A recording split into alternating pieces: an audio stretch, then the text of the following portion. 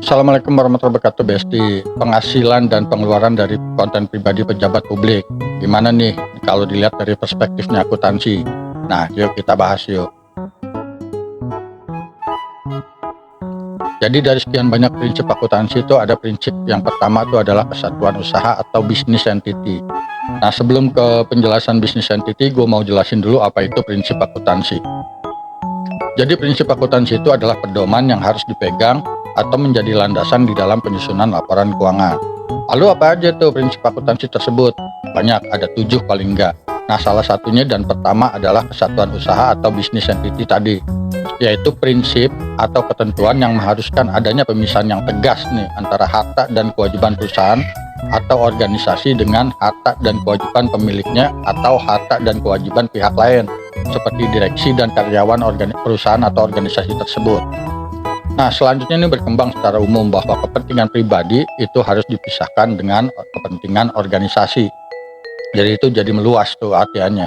Nah, contoh nih, misalkan si Fulan nih pemilik PTA, terus menggunakan kartu kreditnya untuk bayar tagihan-tagihan seperti listrik, internet, air di rumahnya. Maka pengeluaran tersebut nggak bisa diakui sebagai biaya PTA walaupun dia pemiliknya PTA. Begitupun dengan pendapatan si Fulan yang nggak berasal dari PTA, misalkan si Fulan ini selain pemilik PTA juga menjadi selebgram dan menerima penghasilan nih secara pribadi dari endorsement beberapa produk. Maka pendapatan endorsement tersebut juga nggak boleh diakuin sebagai penerimaan PTA karena dia menjadi selebgram atas nama pribadi. Nah, yang tadi gue bilang prinsip ini berkembang menjadi prinsip yang secara umum, yang artinya bahwa setiap kepentingan pribadi harus dipisahkan dengan kepentingan perusahaan atau organisasi. Segala transaksi yang nggak ada hubungannya dengan organisasi nggak bisa atau nggak boleh diakuin sebagai transaksi perusahaan atau organisasi.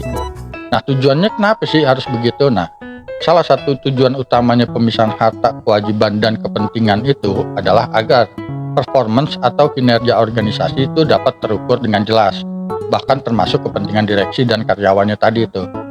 Dari uraian tersebut, maka bagaimana kan nih kalau misalkan pejabat publik mendapatkan penghasilan dari konten pribadinya? Kan ngelihat fenomena saat ini nih banyak nih pejabat publik tuh yang membuat konten pribadi nggak melalui media resmi organisasi atau perusahaan organisasinya ya, seperti yang disediain oleh organisasi atau divisi humasnya.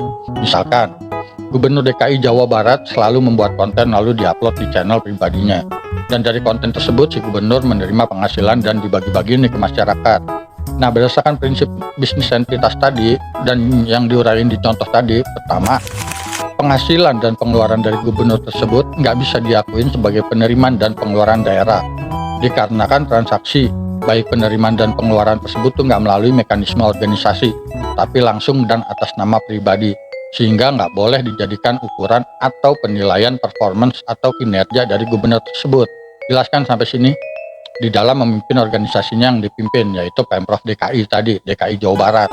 Nah, jadi nggak bisa dibilang, oh itu bagus sebagai gubernur atau jelek sebagai gubernur, nggak bisa, karena itu terlepas. Nah, yang kedua itu selama membuat konten tersebut menggunakan fasilitas organisasi atau enggak nih. Selama menggunakan fasilitas organisasi seperti pengawalan, mobil dinas, dan dilakukan di jam-jam tugas, yang kita tahu kan juga melekat ya jam tugasnya. Jika ternyata iya, maka kegiatan tersebut sebenarnya udah melanggar sistem tata kelola organisasi yang baik, yaitu good governance dan clean government. Oke, itu aja prinsip akuntansi. Selanjutnya insya Allah akan gue bahas prinsip-prinsip akuntansi yang lain. Jika ada pendapat lain silahkan tulis di kolom komentar ya. Oke, itu aja. Wassalamualaikum warahmatullahi wabarakatuh.